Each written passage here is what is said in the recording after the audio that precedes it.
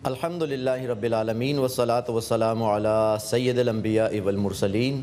محترم ناظرین کرام، ہمارا پروگرام سلسلہ فضائل و مسائل میں ایک مرتبہ پھر آپ کا میزبان محمد عامر خان آپ کی خدمت میں حاضر ہے۔ اللہ کا شکر ہے کہ یہ سلسلہ کلام ہمارا جاری ہے اور آج کے ہمارے مہمان جناب اویس پاشا کرنی صاحب ہیں۔ میں محترم اویس پاشا صاحب کو آج کے اس پروگرام میں خوش آمدید کہتا ہوں اور اللہ پاک سے دعا کرتا ہوں کہ آج کا یہ ہمارا پروگرام جس کا موضوع عظمت قرآن اور ماہ رمضان ہے، یہ ہم سب کے لیے ہر اعتبار سے باعث خیر و برکت ہو۔ محترم اویس پاشا کرنی صاحب، آج کے اس پروگرام میں آپ کو خوش آمدید کہا جاتا ہے۔ قرآن حکیم جو اللہ سبحانہ و تعالیٰ کا کلام ہے، اس حوالے سے اس کی عظمت قرآن حکیم کے حوالے سے، احادیث مبارکہ حوالے سے ہماری رہنمائی فرمائیے کہ خود رب نے کیا فرمائی۔ قرآن حکیم کی عظمت تو واقعہ یہ ہے کہ اللہ سبحانہ و تعالیٰ نے بھی قرآن میں بعض تمثیلی انداز میں تو اس کا تذکرہ کیا، مگر اس سے بھی جو بات ثابت ہوئی وہ یہ کہ انسان کما حق ہو اس کی عظمت کو نہیں جان سکتا۔ یعنی حضرت رسول اللہ صلی اللہ علیہ وسلم پر جو وحی نازل ہوئی، یہ اصل میں اللہ سبحانہ و تعالیٰ کا ایک خاص انعام و اکرام ہے۔ یعنی وحی یہ اپنی نوعیت کے اعتبار سے ایک بالکل غیر معمولی تجربہ ہے جس کا عام طور پر انسانوں کو تجربہ نہیں ہوتا۔ رسول اللہ صلی اللہ علیہ وسلم کے قلب مبارک کو اس وحی کے تحمل کے لیے تیار کیا گیا، اور جس طرح تیار کیا گیا سیرت کے واقعات واضح ہیں۔ شق صدر کا واقعہ یہ تو نبی کریم صلی اللہ علیہ وسلم اس واقعے کی جو تعبیر فرماتے ہیں کہ میرا دل وہ نکالا گیا اور اس کے بعد اسے ایک ایسے برتن میں جو ایمان سے بھرا ہوا تھا اس میں دھو دیا گیا اسے اور واپس رکھ دیا گیا۔ معلوم ایسے ہوتا ہے جیسے علا قلب کا کہ جو الفاظ قرآن حکیم میں واقع ہوئے نا کہ یہ قرآن آپ کے دل مبارک پر نازل کیا گیا، تو اس عظیم قرآن عظیم کے تحمل کے لیے آپ کے قلب کو تیار کیا گیا۔ اور پھر یہ قرآن حکیم کی عظمت، اس کی غیر معمولی کیفیت اور اس کا انسان کے عقل میں نہ آنے کی کیفیت کا اظہار یہاں سے بھی ہوتا ہے کہ واقعی ایک بھاری بھرکم ذمہ داری ہے جو اس قرآن کی صورت میں نبی صلی اللہ علیہ وسلم پر نازل کی گئی، اور یہ دل مصطفیٰ صلی اللہ علیہ وسلم ہی ہے جو اس کا تحمل کر سکے، ورنہ تو قرآن حکیم مثال سے اپنی عظمت کو واضح کرتا ہے نا کہ یہ اگر قرآن ہم کسی پہاڑ پر نازل کر دیتے، لَرَأَيْتَهُ خَاشِعًا مُتَصَدِّعًا مِّن خَشْيَةِ اللَّهِ، تو آپ اسے دیکھتے کہ وہ پہاڑ بھی اللہ کے خوف سے، اس کی خشیت سے ریزہ ریزہ ہو جاتا اور دب جاتا، پست ہو جاتا۔ ماشاءاللہ، بہت پیاری بات آپ نے کی محترم اویس پاشا کرنی صاحب کہ مسلمانوں میں قرآن حکیم کی عظمت تو ہے، اس کا احترام جیسے ہونا چاہیے الحمدللہ موجود ہے، لیکن اس کے جو پھر تقاضے ہیں، جو اس کے مطالبات ہیں، جو عظمت اس کی جو ہے اس اعتبار سے اس طرف ہماری توجہ نہیں ہے۔ تو آپ یہ فرمائیے کہ عظمت قرآن کے حوالے سے ایک مسلمان کا طرز عمل کیا ہونا چاہیے، اس کو سب سے پہلے کس طرح اس کی عظمت کے حوالے سے کام کرنا چاہیے؟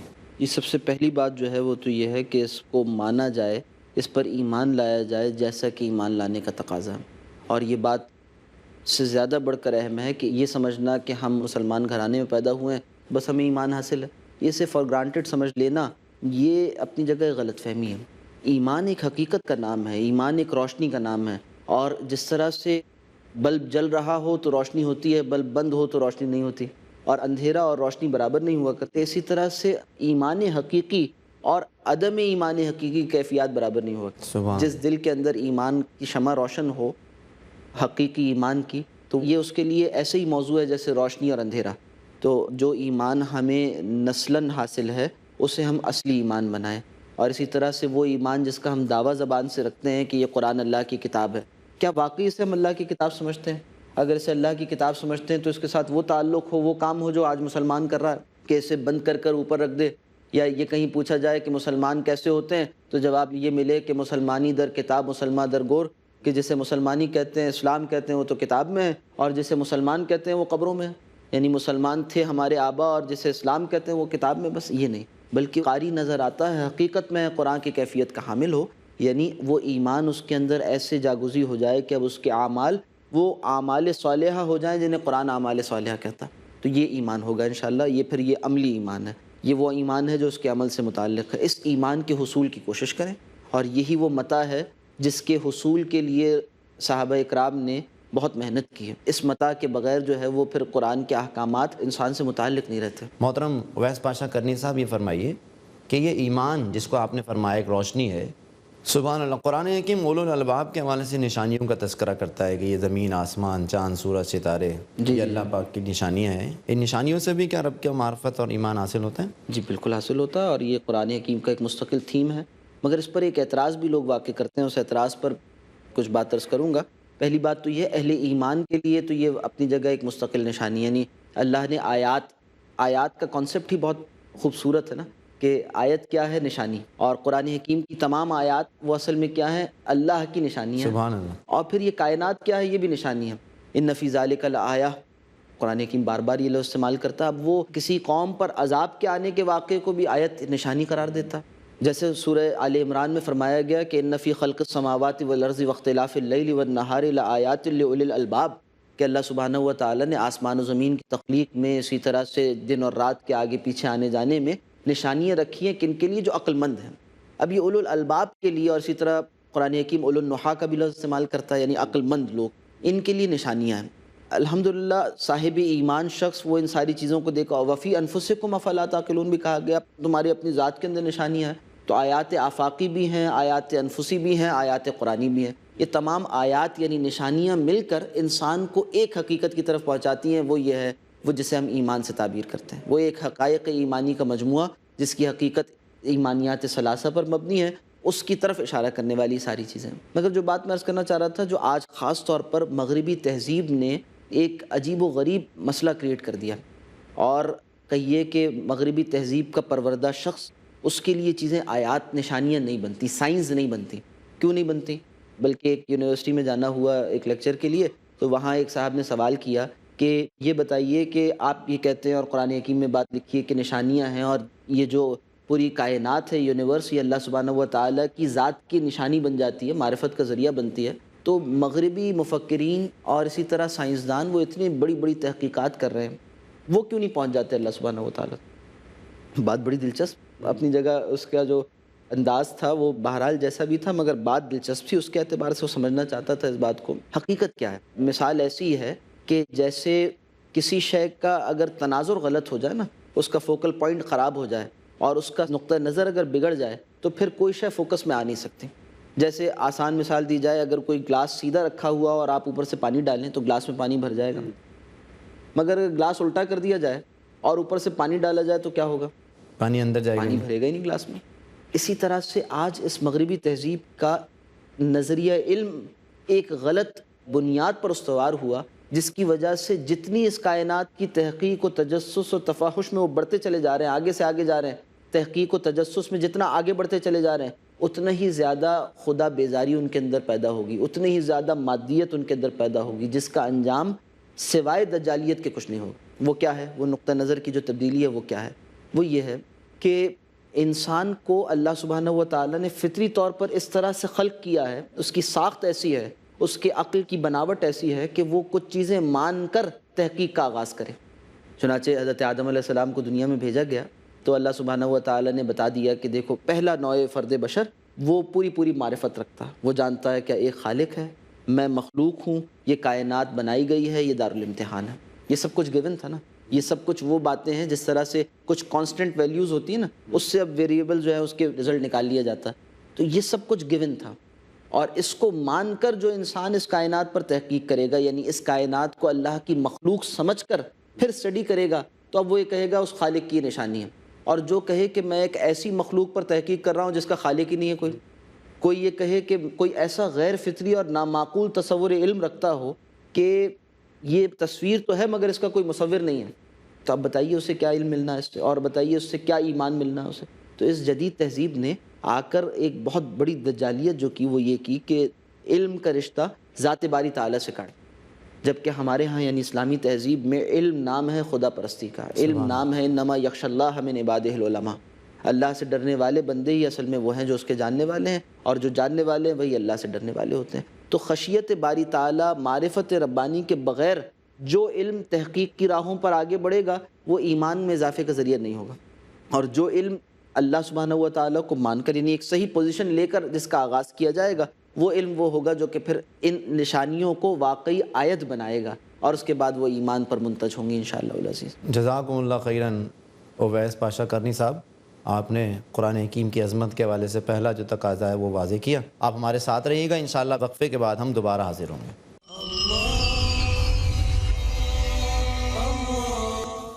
محترم ناظرین کرام، السلام علیکم ورحمۃ اللہ وبرکاتہ۔ میں اس پروگرام میں محترم اویس پاشا کرنی صاحب کو خوش آمدید کہتا ہوں۔ پچھلی مرتبہ ہماری گفتگو عظمت قرآن کے حوالے سے جاری تھی اور آپ نے فرمایا تھا کہ اللہ کی ذات پر ایمان ہو، اور پھر ایمان باللہ یا ایمان بالآخرہ یا ایمان حاصل کرنے کا اصل ذریعہ یہ اللہ سبحانہ و تعالیٰ کی کتاب ہے۔ پھر جو نقطہ آپ نے واضح کیا تھا جہاں بات ہماری ختم ہوئی تھی کہ علم اور ہدایت میں فرق کیا ہے؟ علم نام ہے کسی شے کے جاننے کا، اور ہدایت نام ہے کسی شے کی اخروی افادیت کو حاصل کر لینے کا۔ مثال کے طور پر ہم اور آپ یہاں بیٹھے ہوئے ہیں، ہم سے کہا جائے کہ 1 کلومیٹر دور فلاں مقام ہے، وہاں ہمیں پہنچنا ہے، اور آپ راستہ جانتے ہیں اور میں راستہ نہیں جانتا۔ آپ راستہ جانتے ہیں، آپ اس بنیاد پر کہ راستہ جانتے ہیں آپ کہیں کہ میں کچھ دیر میں سفر کروں گا اور اس کے بعد وہاں تک پہنچ جاؤں گا، آپ نہ جائیں، اور میں یہ سوچوں کہ بھئی میں تو راستہ جانتا نہیں ہوں، مگر میں باہر نکلوں اور لوگوں سے معلوم کرتا پھروں کہ بھئی فلاں مقام ہے وہاں پہنچنا ہے، تو کیسے پہنچا جائے، کون لے جائے گا، کون سا راستہ ہے، معلوم کرتے کرتے پہنچ جاؤں، تو یہ پہنچ جانا جو ہے یہ اصل میں پھر کامیابی ہے نا۔ مگر جانا اور پھر اس کے بعد نہ جانا، یہ سوچ کر بیٹھ جانا کہ میں جانتا ہوں، یہ تو ناکامی ہو جائے گی۔ تو اسی طرح قرآن حکیم یہ بتاتا ہے کہ ایک ہے کسی شے کا علم، اور ایک ہے اس شے کے علم کے مطابق اس پر عمل کرنا اور مطلوبہ نتائج حاصل کر لینا، یہ ہدایت ہے۔ کوئی شخص اگر قرآن حکیم کا علم بھی رکھتا ہے، دین کا علم رکھتا ہے، تفصیلات، تو ضروری نہیں ہے وہ ہدایت یافتہ ہو، اور قرآن حکیم وضاحت سے کہتا ہے اَضَلَّهُ اللَّهُ عَلَىٰ عِلْمٍ، اللہ سبحانہ و تعالیٰ نے اس کے علم کے باوجود اسے گمراہ کر دیا۔ ایک کردار، مذموم کردار کا ذکر کیا کہ اللہ نے اس کو اس کے علم کے باوجود گمراہ کر دیا۔ ہدایت اور علم دو علیحدہ علیحدہ چیزیں ہیں۔ یہ غلط فہمی ہے کہ کوئی سمجھے کہ علم ہے تو ہدایت لازمی ہے۔ ہاں، البتہ صحیح ہدایت جو ہے وہ صحیح علم پر مبنی ہوا کرتی، جس سے نبی کریم صلی اللہ علیہ وسلم نے علم نافع سے تعبیر فرمایا۔ اللہ سبحانہ و تعالیٰ ہمیں علم نافع عطا فرمائے، وہ جو کہ ہماری ہدایت میں اضافے کا ذریعہ بن جائے۔ الحمدللہ یہ بات واضح ہوئی عظمت قرآن کے حوالے سے کہ قرآن حکیم جہاں ہمیں ایمان لانے اور ایمان رکھنے کا مطالبہ کرتا ہے، وہاں پر ہدایت حاصل کرنے کا ذریعہ یہ علم ہے، اور اگر محض علم حاصل کر لیا جائے، ہدایت نہ ملے، تو یہ دجالیت ہے، یہ کفر ہے، یہاں تک کہ وہ مصیبت بن جائے گی۔ محترم اویس پاشا کرنی صاحب یہ فرمائیے کہ عظمت قرآن کے حوالے سے آپ نے فرمایا کہ یہ سب سے پہلا مطالبہ قرآن حکیم کا یہ کہ اس پر ایمان لایا جائے، اس کے ذرائع بات آ گئی۔ مزید فرمائیے کہ قرآن حکیم کی روزانہ تلاوت کیا عظمت قرآن کا مطالبہ ہے؟ بالکل ہے، بالکل واضح مطالبہ ہے کہ اگر کسی شے کی عظمت میری نگاہ میں ہے تو میں اسے اپنی زندگی سے غیر متعلق نہیں کر سکتا۔ یعنی یہ تو ایک کوئی چھوٹی سی کتاب بھی ہو ایسی جو کہ انسان کی، مثال کے طور پر کوئی ناول ہے، کوئی شاعری کی کتاب ہے جو آل ٹائم فیوریٹ کہلاتی ہے، اس طرح کی کوئی شے اس کی، تو وہ پھر اسے اپنے ڈیسک سے جدا نہیں کرتا، وہ اسے لائبریری کی بقیہ شیلفز کے اندر نہیں چھوڑ دیتا، بلکہ وہ اسے اپنے پاس رکھتا ہے اور اپنے مستقل اسٹڈی ٹیبل پر رکھتا ہے، اور اس کو پھر گاہے بگاہے پڑھتا رہتا ہے۔ یہ تو انسان کی حقیر کتابوں کا حال ہے۔ کہاں اللہ سبحانہ و تعالیٰ کی ذات والا صفات، اور پھر اس کے بعد اس کا کلام، اس کی حیثیت کیا ہونی چاہیے۔ اور پھر کتاب تو اس لیے ہوتی ہے کہ اسے پڑھا جائے، اور قرآن حکیم کی تلاوت یہ عام کتابوں کی مانند نہیں ہے۔ اب دیکھیں، زبان کے استعمال سے بھی واضح ہے کہ ہم عام طور پر تو لفظ استعمال کرتے ہیں قراءت کتاب، یعنی کتاب کا پڑھنا، مگر قرآن حکیم کے لیے لفظ تلاوت استعمال ہوتا ہے جو کسی اور کتاب کے لیے نہیں ہو سکتا۔ اصطلاحی لفظ ہے، اور اس کے اپنی جگہ ایک خاص جو ہے کہ یہ فگریٹو معنی ہے کہ تلاوت کی گئی قرآن حکیم کی۔ اب تلاوت سے مراد کیا ہے؟ یہ تلاوت اپنی ذات میں خود ایک حق ہے قرآن کا، اور یہ خاصہ ہے قرآن کا، کسی اور شے کے لیے نہیں ہے۔ اور یہ یعنی جس طرح سے قرآن کی وضاحت کی گئی ہے نا ہمارے علماء کے ہاں، تو اس میں ایک فقرہ استعمال ہوتا ہے المتعبد بتلاوتہ، یہ وہ کتاب ہے جس کی تلاوت خود کار تعبد ہے، یعنی عبادت ہے، کوئی اور کتاب کی حیثیت نہیں۔ یہ بات کہ تلاوت ہوتی کیا ہے، اس کو ذرا تفصیل سے سمجھنے کی ضرورت ہے۔ یہ سمجھنا کہ صرف عام طور پر جس طرح سے آج سمجھا جاتا ہے کہ ایک مقدس کتاب سمجھ کر پڑھ لیا جائے، اور پڑھ کر جو ہے وہ اس کی عربی حروف کو صحیح طرح سے بس پڑھ لیا جائے، اس سے گزر جائے، وہ بھی سال میں ایک مرتبہ رمضان میں توفیق ہو جائے تو صحیح ہے، ورنہ پورے سال وہ کتاب جو ہے وہ کسی اونچے مقام پر رکھ دی جائے، یہ کتاب کی تلاوت کا حق نہیں۔ بلکہ تلاوت کے تو خاص معنی ہیں۔ تلاوت کے معنی کیا ہیں کہ اس کو قرآن حکیم جیسا کہ عربی میں ہے تو اب عربی زبان میں اسے پڑھنا آتا ہو، اور یہ ہر بندہ مومن کی ذمہ داری ہے کہ وہ کوشش کرے کہ وہ اتنا قرآن سیکھنا تو اس کے لیے فرض عین ہے کہ جتنا قرآن حکیم نماز میں پڑھنا ضروری ہے، پھر اس سے آگے وہ جتنا سیکھ سکتا ہو سیکھتا چلا جائے، سیکھتا چلا جائے۔ اور ایک وہ شخص کہ جس نے اور کوئی زبان سیکھی ہے، کوئی زبان لکھنا، یعنی پڑھا لکھا انسان ہے، تو اس کے لیے تو کوئی جائے مفر ہے ہی نہیں کہ وہ قرآن نہ سیکھے. یعنی یہ تو ناقدری ہوگی. عظمت قرآن تو ایک دوسرا پہلو، یہ تو قرآن کی نعمت کی ناقدری ہوگی کہ وہ اپنی مادری زبان یا کوئی اور زبان لکھنا پڑھنا جانتا ہو اور قرآن حکیم کی زبان نہ سیکھے. بندہ مومن تو وہ ہے نا کہ جس کی ترجیح سب سے پہلے اس کا دین ہے. تو دین کی کتاب، دین کی زبان وہ اسے سیکھنی چاہیے. ہاں البتہ جب تک نہ آئے اس وقت تک کم سے کم ترجموں سے استفادہ کرے اور قرآن حکیم کو صحیح طور پر پڑھ سکے. عربی حروف و مخارج ان کا لحاظ کرتے ہوئے، ان کی رعایت کرتے ہوئے قرآن حکیم کو پڑھ سکے. ساتھ ساتھ اس کے معنی کا تعلق. کبھی بھی الفاظ مقصود نہیں ہوتے. یعنی ایسا کبھی بھی نہیں ہوتا کہ کوئی شخص کوئی جملہ کہے اور کہے کہ اس سے کوئی مراد ہی نہیں، تب تو کوئی معنی ہی نہیں ہوئے. الفاظ تو ہوتے ہیں کسی بات کو کمیونیکیٹ کرنے کے لیے. تو کتاب اللہ کے الفاظ بھی بامعنی ہیں. نعوذ باللہ یہ تصور نہیں کیا جا سکتا کہ اللہ سبحانہ و تعالیٰ کی کتاب جو ہے وہ بے معنی ہے اور اس کے الفاظ مہمل ہیں. نعوذ باللہ، ہرگز نہیں. بلکہ وہ تو بامعنی کلام ہے اور وہ اپنے ایک معنی اپنے قاری تک منتقل کرنا چاہتی ہے وہ کتاب. چنانچہ ہمیں چاہیے کہ ہم اس کے معنی کو اخذ کرنے والے ہوں. ہاں مجرد تلاوت پر بھی ثواب اللہ نے رکھا ہے. یہ عام کتابوں کی طرح نہیں ہے کہ صرف معنی ہی مراد ہو، بلکہ اس کی جگہ اس کی تلاوت پر بھی ثواب ہے.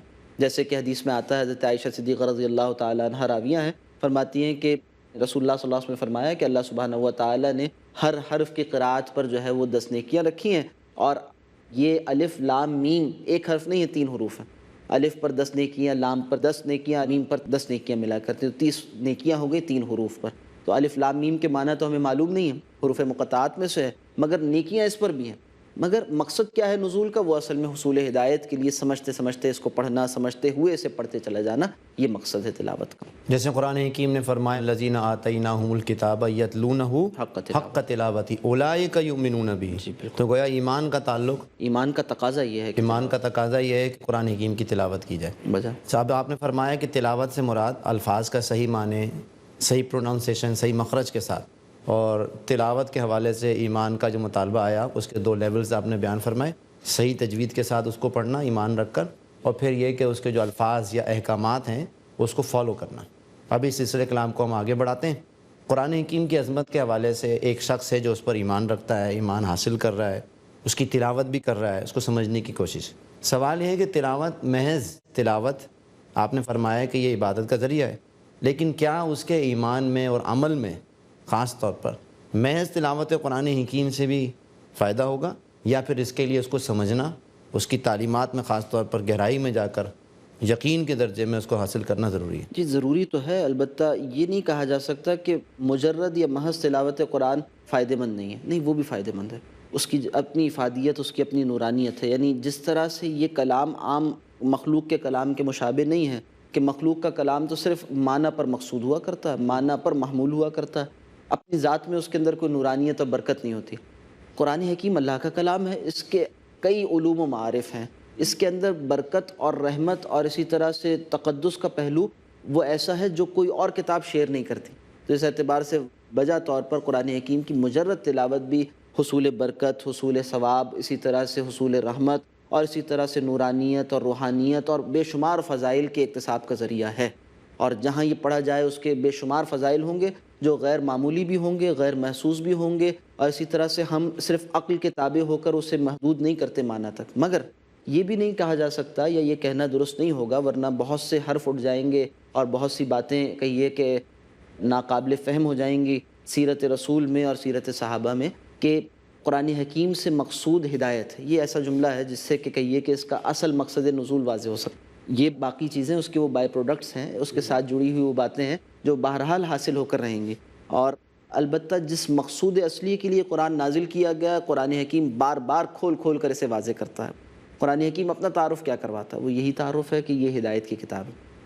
ھدی للناس وبینات من الھدی والفرقان. اسی طرح سے قرآن کیا ہے؟ ذالک الکتاب لا ریب فیہ ھدی للمتقین. یہ ھدی للناس بھی ہے، ھدی للمتقین بھی ہے، یعنی ہدایت کی کتاب ہے. اور پھر اسی طرح سے نبی کریم صلی اللہ علیہ وسلم سے فرمایا گیا کہ لتبین للناس ما نزل الیہم. آپ واضح کر دیں اس شے کو جو آپ کی جانب نازل کیا، جو ان کی جانب نازل کیا گیا آپ کے اوپر، لوگوں کے لیے نازل کیا گیا. وہ ہدایت، اس کو واضح کر دینا مقصود تھا تاکہ اس کے ذریعے سے ان کے لیے راہ حیات روشن ہو جائے، شاہراہ حیات روشن ہو جائے، معلوم ہو جائے کہ وہ صراط مستقیم کیا ہے، جس صراط مستقیم پر چل کر بندہ مومن جس کے اختتام پر جنت واقع ہوئی ہے، جس راستے کے اختتام پر جنت واقع ہوئی ہے، بندہ مومن اس پر اگر چلتا رہے تو آخر کار وہ جنت میں انشاءاللہ داخل ہوگا. تو یہ مقصد نزول تو ہدایت ہے۔ گویا عظمت قرآن کا یہ عملی پہلو یہ بنا کہ سب سے پہلے اس پر دل کی گہرائیوں سے یقین یا ایمان رکھا جائے، پھر اس کی روزانہ تلاوت اور اس سے جو ہدایات اخذ کی جا رہی ہوں اس پر انسان کا عمل ہو۔ اور یہ اصل میں مطلوب بھی ہے یہ کہ یہ ہدایت دی گئی اسی لیے کہ اس سے عملی جو ہدایات حاصل کی جائیں اور اوامر اور نواہی قرآن حکیم کی جو ہے اس پر عمل کیا جائے۔ اب سوال یہ پھر اٹھایا جا سکتا ہے جو ہم اپنے معاشرے کی جائزہ لیتے ہیں، قرآن حکیم کو کتاب ہدایت کے طور پر نہیں پڑھا جا رہا، قرآن حکیم کو دیگر مسائل میں استعمال کیا جا رہا ہے، تو یہ مختصر ذرا بتائیے گا، وقت ہمارے پاس محدود ہے، کہ اگر قرآن حکیم کو کتاب ہدایت کے طور پر دا بک آف گائیڈنس کے طور پر استعمال نہ کیا جائے تو رب سبحانہ و تعالیٰ کا غصہ اور غضب بھی نازل ہوتا ہے؟ جی بالکل ہوتا ہے، اس لیے کہ جب اللہ کہہ رہا ہے کہ میں نے نازل ہی سے ہدایت کے لیے کیا اور لوگ اسے چھوڑ بیٹھیں تو پھر اس کے بعد غضب ہی کے مستحق ہوں گے، جیسا کہ آج امت مسلمہ کا حال ہے۔ جس طرح سے قعر مذلت میں پڑے ہوئے ہیں، جس طرح سے پستی کی انتہاؤں کو پہنچ چکے ہیں، یہ تو اصل میں وہ خدائی تقدیر ہے جو پوری ہو رہی ہے۔ یعنی اللہ سبحانہ و تعالیٰ نے ایک بات طے کر رکھی ہے کہ یہاں قوموں کے عروج و زوال کا قاعدہ یہ ہے کہ جو اس کتاب کو تھامے گا اسے عروج دیا جائے گا، جو اس کتاب کو چھوڑ دے گا اسے زوال سے دوچار کیا جائے گا۔ ان اللہ یرفع بہذا الکتاب اقواما ویضع بہ آخرین۔ حضرت عمر رضی اللہ تعالیٰ عنہ راوی ہیں، رسول اللہ صلی اللہ علیہ وسلم کا فرمان ہے، مسلم شریف میں نقل ہوا ہے۔ تو یہ تو ایسا قاعدہ کلیہ ہے جس کے مطابق مسلمانوں کے ساتھ اللہ نے فیصلہ کیا، اور پہلے بھی عروج ملا تھا تو اسی کتاب کو تھامنے کی بنیاد پر ملا تھا، اور آج زوال ہے تو اس کا بھی سبب یہی ہے۔ آج امت نے اس قرآن کو اور بہت سے مقاصد کے استعمال کیا، مگر اس کا مقصد نزول اسے بھلا بیٹھے۔ وہ جو اقبال نے مرثیہ کہا ہے نا، مرثیہ کس بات کا کہ قوم کا امت کا تعلق قرآن سے کیا ہو گیا ہے، بایاتش ترا کار جزی نیست کہ از یاسین او آصاب میری، کہ آج اے قرآن تیری آیات سے ہمیں بس یہ سروکار رہ گیا ہے کہ کسی مرنے والے کے سرانے پڑھ کر اس کی موت کو آسان کر دیں، بس یہ کام رہ گیا، اس لیے نازل ہوا تھا قرآن۔ صحیح ہے، یہ بات آئی ہے، ذکر ہوئی ہے روایت حدیث میں، ایسا کر لینے میں قباحت نہیں تھی۔ مسئلہ یہ ہے کہ کیا مقصد نزول یہ تھا قرآن کا، حصول ثواب، ایصال ثواب، بس، اور اس اعتبار سے اس کو یعنی زندہ ثواب حاصل کریں اور مردہ کے لیے ثواب ایصال کر دیا جائے کہ یہ حصول ثواب و ایصال ثواب کی کتاب تھی صرف؟ صحیح ہے، یہ اس کے ذیلی مقاصد تھے یا کہیے ذیلی فوائد تھے جو حاصل ہو رہے تھے، مگر اصل مقصد تو ہدایت ہے نا، اس ہدایت کو آج فراموش کر دیا گیا۔ در بغل داری کتاب زندہ، یہ آج ضرورت اس بات کی ہے کہ زندہ کتاب جو آج مسلمانوں کے پاس موجود ہے اسے نکال کر اپنے لیے شاہراہ عمل پر اس سے جو ہے وہ روشنی حاصل کی جائے اور آگے بڑھا جائے، تاکہ اللہ سبحانہ و تعالیٰ اس قوم کی تقدیر کو تبدیل کرے۔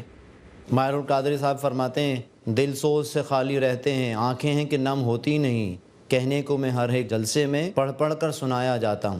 بہرحال اس حوالے سے ہمارا سلسلہ کلام جاری رہے گا۔ محترم ناظرین، آج ہماری گفتگو الحمدللہ مکمل ہوئی ہے عظمت قرآن کے حوالے سے اس کے مطالبات کہ قرآن حکیم پر دل کی گہرائیوں کے ساتھ ایمان لایا جائے، ایمان رکھا جائے، پھر اس کی روزانہ تلاوت ہمارا معمول ہو۔ اللہ سے دعا کریں اللہ پاک ہمیں قرآن حکیم کو کتاب ہدایت کے طور پر پڑھنے سمجھنے کی توفیق عطا فرمائے۔ آج کے اس پروگرام کے اختتام پر اقول قولی ھذا واستغفر اللہ لی ولکم ولسائر المسلمین والمسلمات۔